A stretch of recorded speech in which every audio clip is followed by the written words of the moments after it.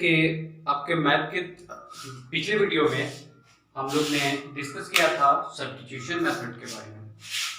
आज हम लोग डिस्कस करने वाले हैं दूसरा मेथड जो है एलिमिनेशन मेथड के बारे में। यानी कि एलिमिनेशन मेथड को आज हम इस वीडियो में पढ़ेंगे कि एलिमिनेशन मेथड से हम linear equation on two variables को कैसे सॉल्व कर सकते हैं। ठीक है, तो सबसे पहले एलिमिनेशन वर्ड का मतलब समझते हैं। ये एलिमिनेशन वर्ड जो है ये बना है एलिमिनेट से, और एलिमिनेट का मतलब होता है टू रिमूव, यानी किसी चीज को हटाना, खत्म करना, बाहर करना, या जो उससे रिलेटेड जो भी वर्ड है। यानी एलिमिनेट करने का मतलब है किसी चीज को बाहर करना या किसी चीज को हटाना।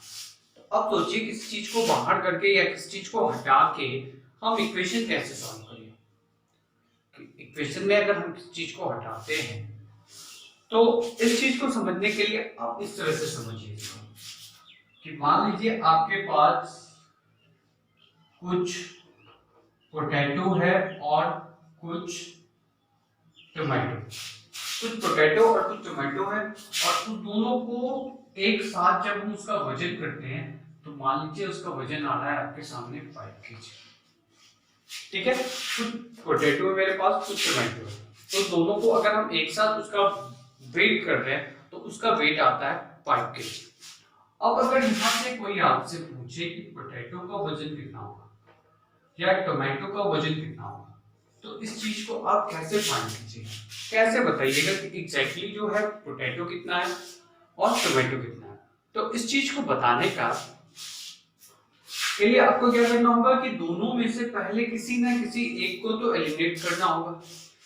कि मान लीजिए कि एक ही तराजू पे दोनों चीज था, पोटैटो भी था और टोमेटो भी था। उसमें से मैंने क्या किया कि जितना भी टोमेटो है सबको निकाला। यहाँ बचा क्या, सिर्फ पोटैटो, और मान लेते हैं कि इसका वजन जो अब बचा वो 3 kg बचा।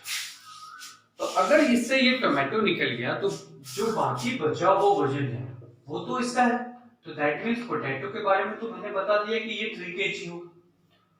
अब पोटैटो प्लस टोमेटो दोनों का मिला के जो टोटल वेट था वो 5 kg है, जिसमें से कि पोटैटो मान लीजिए आ गया 3 kg, तो बाकी जो बचा 2 kg वो टोमेटो होगा। यानी देखिए ऐसे प्रॉब्लम में क्या हुआ, तो किसी एक को एलिमिनेट करने के बाद दोनों का वैल्यू मिल गया हमको। किसी एक चीज को एलिमिनेट किए और उस चीज को एलिमिनेट करने के बाद जो उसमें दोनों क्वांटिटी था उस दोनों के वैल्यू को फाइंड किया कर सके हम इजीली तरीके से। तो इसी कॉन्सेप्ट को, इसी चीज को हमको अप्लाई करना है अपने इक्वेशन के सॉल्विंग मेथड पे, और इसी मेथड का जो नाम है वो है एलिमिनेशन मेथड। तो आइए देखिए इस एलिमिनेशन मेथड से हम किस चीज को एलिमिनेट करेंगे और एलिमिनेट करने के बाद हम कैसे उसका सॉल्यूशन निकाल सकते हैं।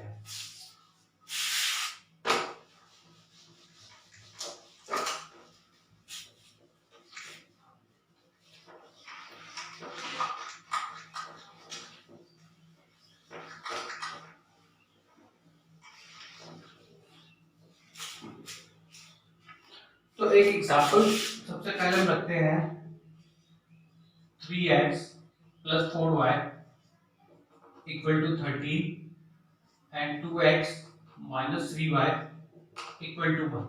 ये दो इक्वेशन है मेरे सामने, ये पहला इक्वेशन और ये दूसरा इक्वेशन। पहला इक्वेशन है 3x plus 4y equal to 13 और दूसरा इक्वेशन है 2x minus 3y equal to 1।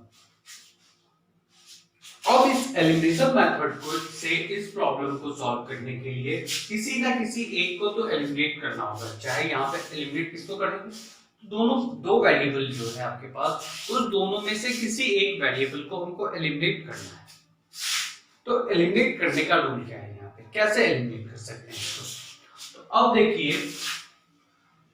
कि अगर मान लीजिए किसी को हम दोनों को देखते हैं, पहले x को एलिमिनेट करके देखेंगे फिर y को भी एलिमिनेट करेंगे। हम दोनों में से किसी वेरिएबल को भी एलिमिनेट कर सकते हैं, तो वहां पे आपको कंफ्यूज नहीं होना है किसको भी, आप दोनों में से किसी को भी कर सकते हैं। तो सबसे पहले हम यहाँ पे x को एलिमिनेट करेंगे और फिर इसी क्वेश्चन को हम सॉल्व करेंगे y को एलिमिनेट करके, दोनों तरीके से देखेंगे। तो सबसे पहले अगर हम x को एलिमिनेट करेंगे तो यहाँ पे x का जो कोएफिशिएंट है फर्स्ट इक्वेशन में वो 3 है और सेकेंड इक्वेशन में जो इसका कोएफिशिएंट है वो 2 है।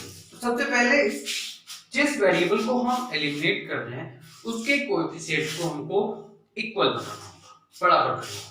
तो बराबर कैसे करेंगे? अब देखिए इसका तरीका। अब मन ही मन सोचिए कि इस दोनों कोएफिशिएंट का यानी 3 और 2 का एलसीएम क्या हो सकता है। तो इजीली आप बता सकते हैं कि 3 और 2 का जो एलसीएम होगा वो 6 होगा। अब यहाँ पे क्या करना है आपको, तो इस दोनों को 6 के इक्वल करना है बाय मल्टीप्लाइंग एनी नंबर। किसी ऐसा नंबर सोचिए जिससे कि मल्टीप्लाई करें इस दोनों को और ये दोनों 6 के इक्वल हो जाए। तो यहाँ पे जैसा कि मैं देख पा रहा हूँ ये 3 है, 3 को अगर 6 बनाना है तो 2 से मल्टीप्लाई करना है, तो 2 से सिर्फ इसको मल्टीप्लाई नहीं करना है, पूरे इक्वेशन को मल्टीप्लाई करना होगा। वैसे ही ये 2 है, यहाँ पे इसको बनाना है मुझे 6, तो इसको 6 बनाने के लिए इसको 3 से मल्टीप्लाई करना होगा। तो 3 से सिर्फ इसको मल्टीप्लाई हम नहीं कर सकते, तो 3 से हमको पूरी इक्वेशन को मल्टीप्लाई करना होगा। और अब आप किसी चीज को यहाँ पे लिखिए, मल्टीप्लाई इक्वेशन 1 बाय 1 को किससे मल्टीप्लाई करना है, तो 2 से, और 2 को 3 से, एंड इक्वेशन सेकेंड बाय 3। अब देखिए इसको जब हम मल्टीप्लाई करेंगे